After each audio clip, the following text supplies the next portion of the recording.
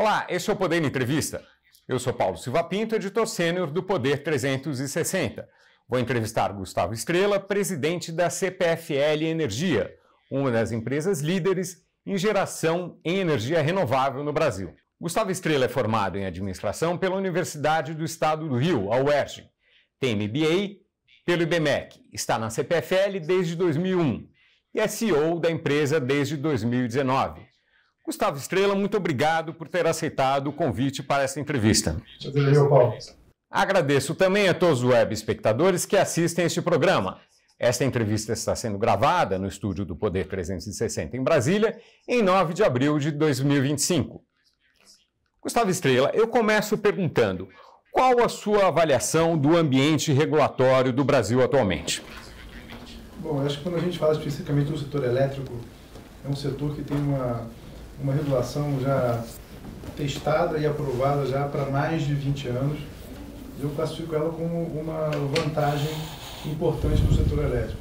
É um setor que demanda muito investimento, seja em geração, transmissão e também em distribuição. Essa estabilidade regulatória e a visão de longo prazo são fundamentais para o setor. Então eu acho que a gente construiu isso, né, com muito desafio, racionamento em 2001, quer dizer, com tudo que a gente passou, mas hoje eu diria que a gente tem uma regulação muito madura e que atrai sim muito investimento para o setor. Acho que os números são todos aí, né, de quanto o setor tem investido nos últimos anos. A CPFL é um exemplo disso. Eu tenho um investimento planejado para os próximos 5 anos que beira 30 bilhões de reais, dá mais ou menos 6 bilhões de reais por ano de investimento. É mais ou menos o que eu tenho feito já de investimento nos últimos anos. Então, um volume bastante alto de investimento e, obviamente, isso tem muito a ver com a nossa perspectiva de longo prazo e também com a estabilidade regulatória que o Brasil tem hoje. Bom, obviamente, esses investimentos, eles são de diversos tipos, quer dizer, inclusive para melhorar a infraestrutura existente. E quais são os planos de expansão da CPFL? Eu acho que, assim, talvez o nosso grande desafio hoje é que a gente tem um ambiente de negócio e de operação muito diferente do que a gente tinha no passado. E aqui, basicamente, pelas mudanças climáticas. Então, a gente tem hoje um ambiente com um clima muito mais adverso e que traz para a gente um desafio muito grande de operação de rede. Isso aqui é o que drivou o nosso aumento de investimento nos últimos anos, preparando a rede para esse ambiente mais adverso, que é basicamente o que a gente tem visto aqui, alguns eventos muito claros, como as enchentes no Rio Grande do Sul no ano passado, mas é só um exemplo, né? Eu tenho vários eventos no estado de São Paulo, eventos muito atípicos, que não aconteciam no passado, né, e também lá no Rio Grande do Sul, e que demanda da gente um investimento adicional na rede. Não é só a impressão das pessoas, isso de fato existe, essa coisa do clima, ela mudou realmente na percepção de vocês, é isso? Isso para a gente é muito claro, isso aqui, não só pela nossa percepção do dia a dia, mas também com os números que a gente tem. Se pegar aqui em 2023, foi o ano onde a gente mais teve evento climático. Eu tive na região da RGE, lá no Rio Grande do Sul, 13 eventos climáticos de grande porte ao longo do ano de 2023. É mais do que um por mês. Quer dizer, então, ele deixou de ser atípico, ele passou a ser um evento típico.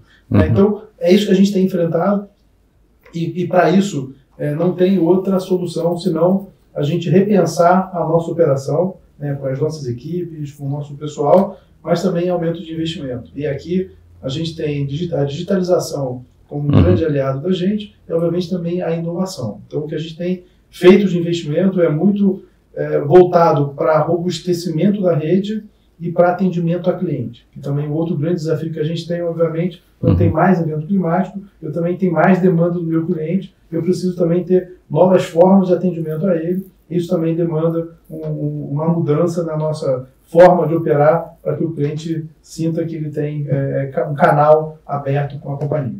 O que a digitalização muda na relação com os clientes em outras áreas da empresa? Eu acho que quando a gente fala da digitalização de forma geral, assim, quando eu falo do cliente, quer dizer, eu facilito o acesso que ele tem comigo. Né? Então, ele tinha os canais tradicionais, o meu call center, ele passa a ter um site muito mais preparado, ele passa a ter outros canais, o aplicativo, o nosso WhatsApp, então ele passa a ter outros canais que ele pode acessar a companhia caso ele precise. Mas além disso, eu também tenho do outro lado a digitalização da minha rede e que me dá mais poder de saber o que está acontecendo real time na rede. Então, se eu tenho uma região que se desconecta por alguma razão, e eu tenho uma rede que tem uma chave automatizada, eu consigo automaticamente religar boa parte dessa rede, mas eu também consigo saber que existe uma parte da minha rede que está desconectada. Então eu consigo mais rapidamente acionar a minha equipe para resolver o problema que antes, possivelmente, eu teria que esperar alguém ligar no call center, dizer que está faltando energia para eu poder mandar uma equipe lá. Então, essa digitalização é uma grande aliada, seja do ponto de vista operacional, seja do ponto de vista de atendimento a cliente. No atendimento, o consumidor, o cliente, tem recorrido mais ao canal digital? Sim, hoje eu tenho quase 90% dos atendimentos já em canais digitais.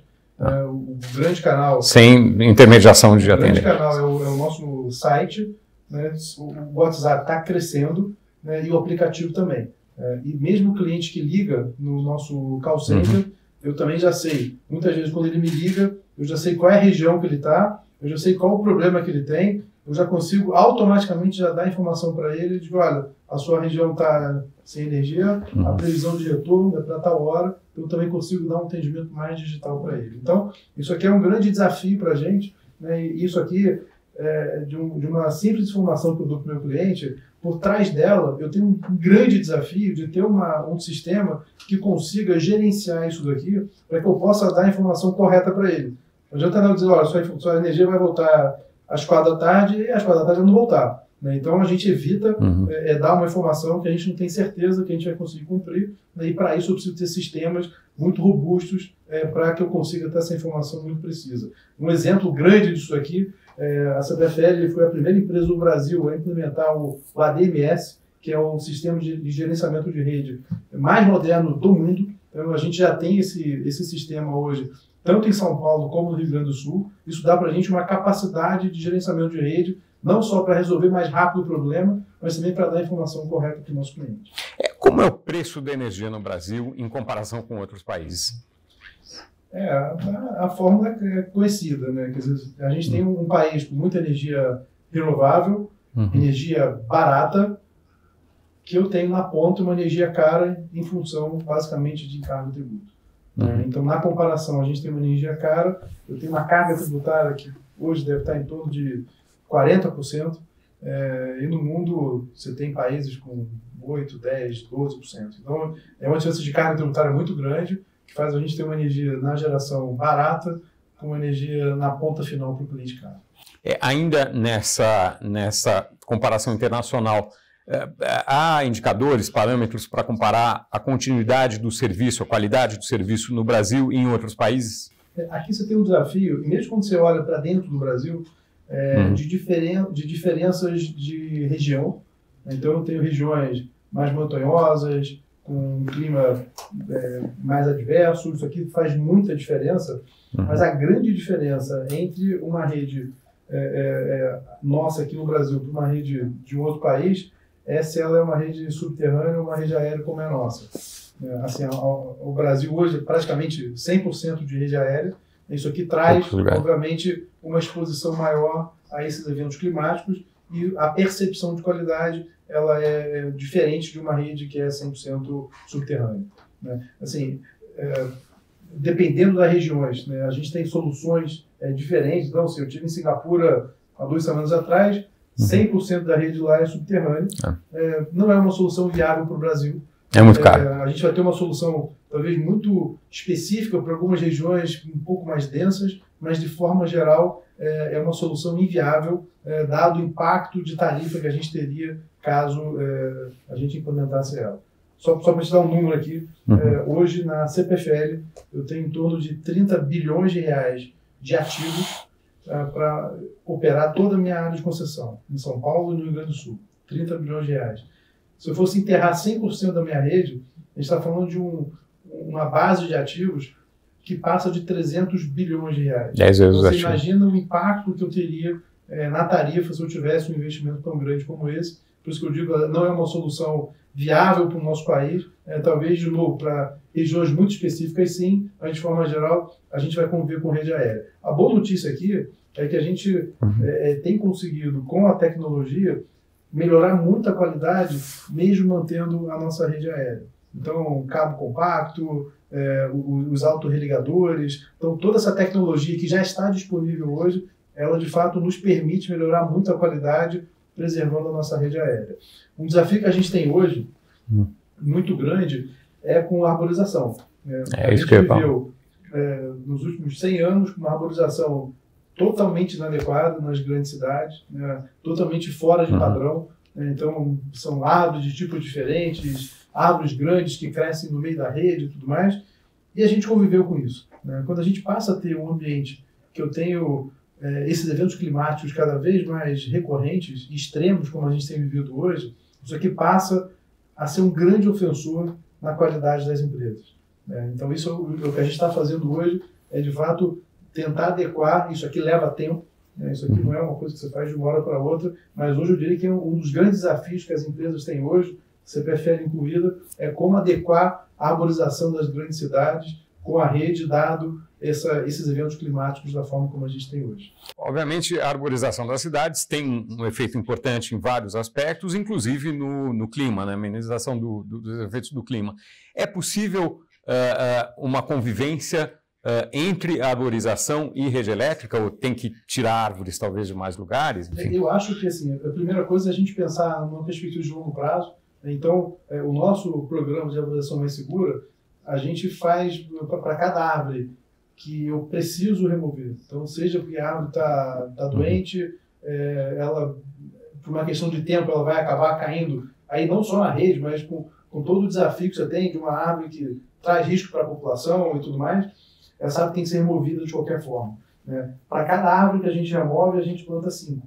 Então, quando você olha no longo prazo, eu não tenho dúvida que esse trabalho de arborização ele traz benefícios não só para a rede, mas também para as comunidades e para a cidade onde a gente está. Mas você precisa ter essa visão de longo prazo. Quando você coloca essas 5 árvores, que são espécies adequadas, plantadas nos lugares corretos, elas vão crescer sem interferir na rede. E o que a gente está fazendo hoje, essa necessidade que eu tenho hoje, eu não vou ter daqui a 10, 15, 20 anos. Então, eu acho que é um programa sustentável, mas que tem que ser endereçado da forma correta. E acho que a gente tem feito isso e outras empresas também. E aqui eu dependo muito de parceria. Então, parceria com nós, a nossa empresa, as prefeituras, o poder público de forma geral e também a comunidade. E tem funcionado essa parceria? Ele funciona, tem alguns desafios. Você sabe que uma remoção de árvore nunca é um tema simples, assim, mas eu acho que a população também percebe hoje de que isso aqui traz riscos para eles também.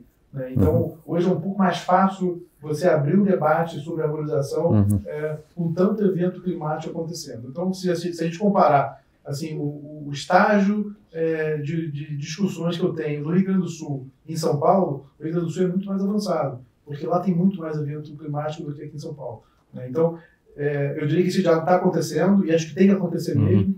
E o que a gente tem feito é envolver, de fato, esses stakeholders para que a gente, em conjunto, busque as soluções de longo prazo para a cidade. É possível dizer quanto a energia gasta com esse tópico das árvores? Olha, eu diria para você que não é relevante, assim, mas assim, ele é relevante do ponto de vista da percepção de qualidade do meu cliente na ponta.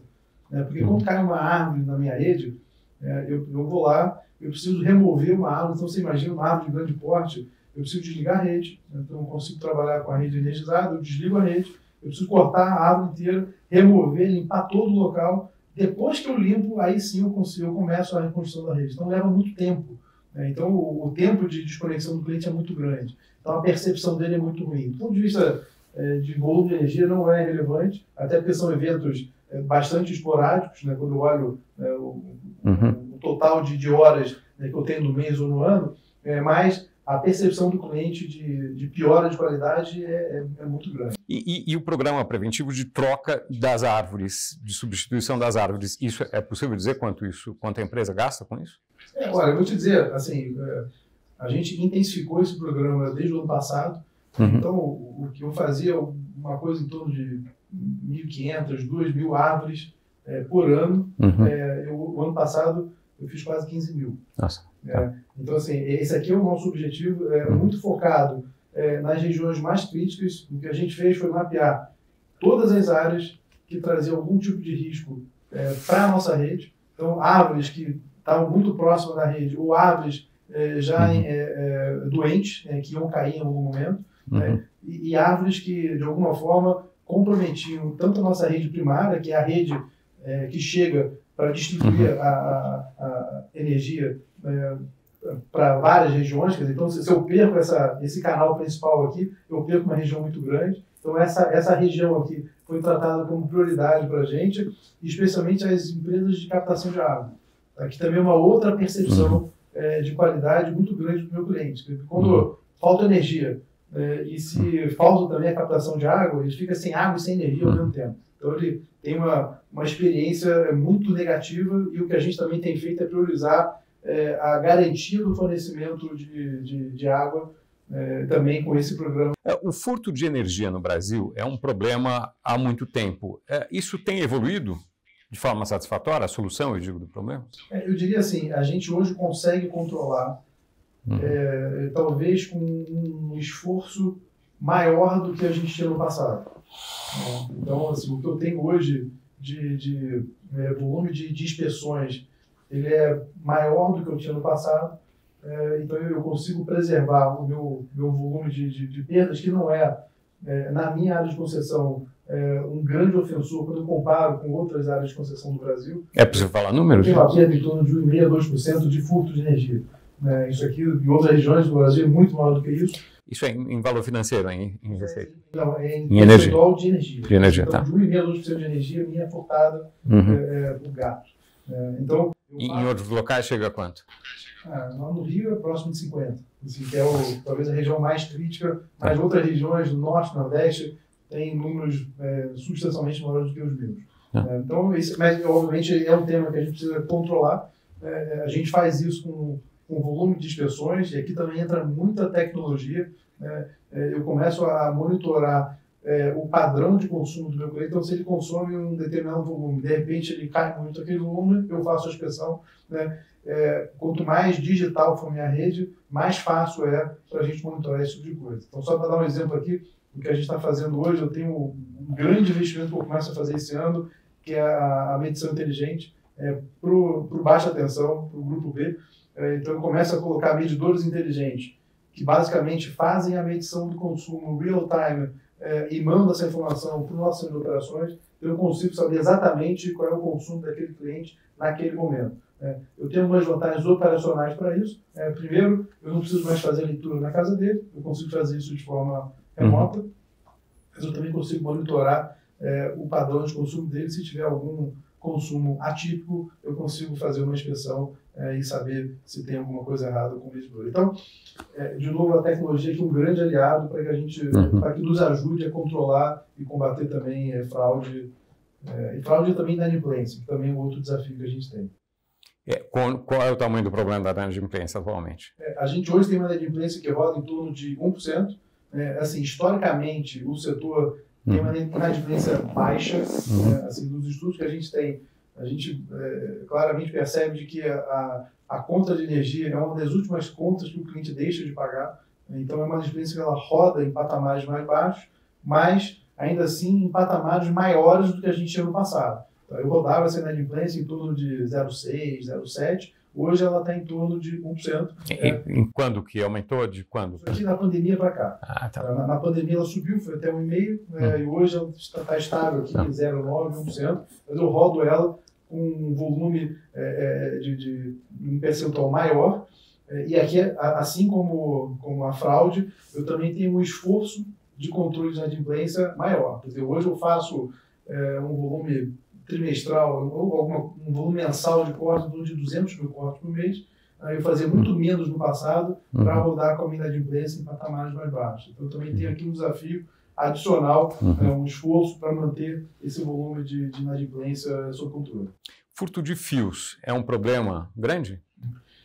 Olha, o número de furtos de materiais, aí você coloca desde transformador, cabo, enfim, qualquer material nosso na rede, eu tenho em média 8 mil eventos por ano de furtos de materiais.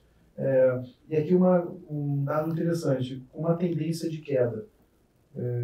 E aí, assim, o nosso desafio aqui também, a tecnologia é um aliado, mas a parceria com o poder público é fundamental. Então, a gente tem parceria com os governos estaduais e com as polícias para que a gente promova investigação, para que a gente consiga saber quem é o receptador e aí assim você quebrar a cadeia. Então, esse número tem caído, mas ainda assim um volume bastante elevado. A geração de energia solar, da geração distribuída, né, quer dizer, as pessoas que geram energia em casa, jogam no sistema, tal, é uma coisa que tem crescido no Brasil. Isso, como isso qual é o impacto disso para vocês, para as distribuidoras? Primeiro, né, Paulo, acho que é importante colocar, né, que a gente teve uma explosão de geração distribuída no Brasil, muito motivada por uma série de subsídios, que de fato se tornava muito vantajoso a instalação de uma geração distribuída. O grande desafio aqui é que quando você quando você cria um subsídio, não tem milagre, quer dizer, alguém está pagando a conta. E nesse caso específico, o que a gente tem é que se um cliente meu tem GD e um cliente meu não tem GD, quem paga a conta do subsídio é quem não tem GD. E qual é o problema aqui? Quer dizer, quem coloca GD é um cliente de mais alta renda, que ele tem 30, 40, 50 mil reais para colocar um sistema solar na casa dele, recebe o subsídio, e quem paga o subsídio é o cliente que não teve dinheiro para colocar o painel solar na casa dele, que é o cliente de baixa renda. Do ponto de vista de negócio, para a companhia, ele é neutro, porque um deixa de pagar e o outro paga. O nosso grande dilema aqui é o quão sustentável é isso daqui, ou até quando o meu cliente de baixa renda vai conseguir pagar o subsídio para alta renda. E com um agravante, porque esse mercado fez isso. Assim.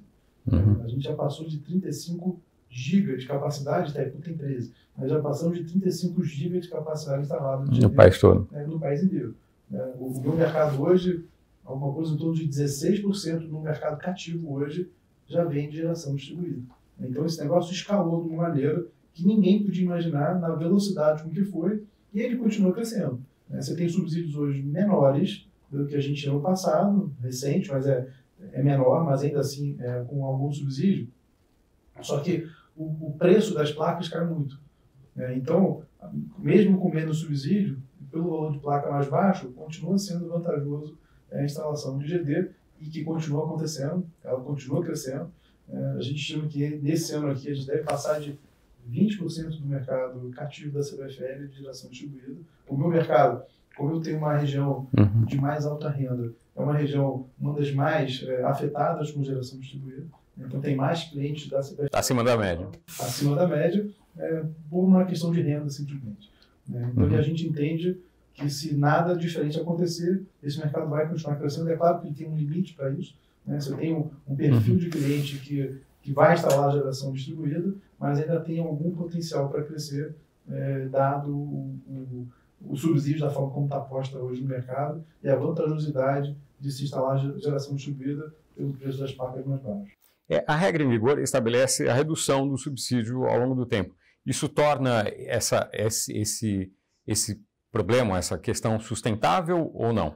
Ele torna esse problema menor, mas assim, hoje, assim, quando a gente pega a conta da CDE do Brasil inteiro, a CDE é basicamente todos os subsídios que são cobrados na tarifa via CDE.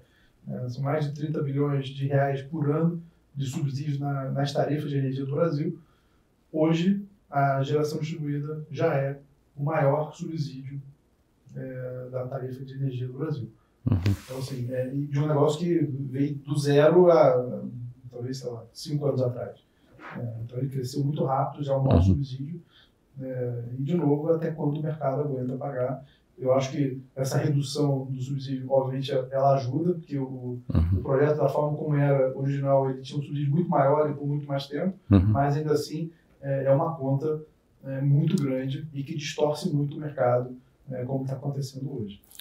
Caminhando para o final da entrevista, o senhor mencionou a tecnologia como uma aliada na gestão da empresa. A tecnologia também aumenta a demanda. É um potencial de aumento de mercado. Os data centers, por exemplo, estão crescendo muito. Qual é o potencial do Brasil nessa área e quais os desafios? O potencial é gigantesco. Assim, a gente hoje tem uma indústria de data center no Brasil que roda hoje um pouco menos de 1 gigawatt de consumo no Brasil inteiro. Grande parte dos data centers hoje no Brasil estão localizados na minha área de concessão, por razões óbvias. Eu estou em São Paulo, próximo do grande centro de consumo, que é a cidade de São Paulo, mas eu tenho área para instalação de data center, então eu tenho uma área que atrai muito data center no Brasil. Tem terreno, muito terreno? E muita infraestrutura em volta, especialmente de telecom, que é importante para esse mercado. Eu tenho uma área que é super bem servida para essa outra infraestrutura. Quando a gente olha em perspectiva, assim, você tem basicamente dois alavancadores de data center no Brasil. O primeiro é cloud. Né? Você tem um aumento grande de cloud pelos nossos hábitos de consumo, streaming, celular que tem dados e tudo mais. Então a gente tem um aumento de consumo via cloud que vai já levar essa demanda de data center de 1 talvez para 3 ou 4 GB. A grande diferença do data center vem de inteligência artificial. E aqui você tem dois fatores. O primeiro naturalmente, você vai ter um mercado consumidor de AI no Brasil. Isso aqui também leva já, talvez, esse 3, 4 para alguma coisa próximo de 8. Mas, se o Brasil se credenciar para ser um hub de data center para o mundo, esse número pode chegar, números do Ministério de Minas e Energia, até 15 GB de capacidade. Só para te dar um número aqui importante, para cada 1 GB de capacidade de data center, a gente está falando de um investimento no facility de data center de 10 bilhões de dólares. Quando você vai para os equipamentos, isso não só para 30 bilhões de dólares, para cada 1 GB. Para cada GB. A gente está falando de sair de 1 de hoje para bater 15. Fora os investimentos no setor de energia, seja por conexão, seja por expansão de geração. A gente está falando aqui de um potencial que pode chegar a 400, 500 bilhões de dólares nos próximos 10 anos. Se a gente tiver... Uma coisa que vai ser incorporada ao PIB, é crescimento do PIB. Isso aqui, assim, os estudos que a gente teve acesso falam de um incremento potencial do PIB de 1 a 1,5 ponto percentual só por conta dessa indústria se ela vier nesse tamanho que a gente está falando aqui. Então a gente tem uma baita oportunidade. Quando a gente olha assim, as características do Brasil, eu diria que as principais a gente já tem. A gente falou do ambiente regulatório estável, a gente tem energia limpa e renovável, que é fundamental, a gente tem uma rede de transmissão que conecta praticamente o Brasil inteiro, de norte a sul. Isso também é fundamental, essa estabilidade de fornecimento de energia para a indústria data center é fundamental. Então, tudo isso a gente já tem. A gente tem alguns desafios.